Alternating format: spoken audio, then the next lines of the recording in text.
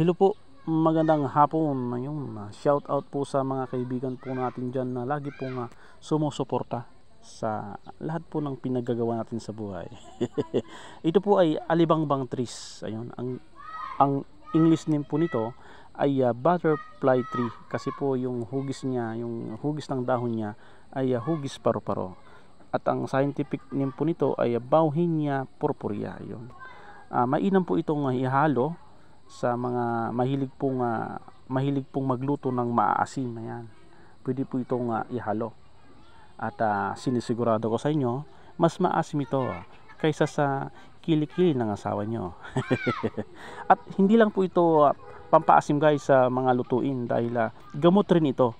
At ito ay gamot sa hypertension, diabetes at liver disorder. Ayun, kaya marami itong benepisyo. At yun lang po sa hapong ito. Magandang hapon.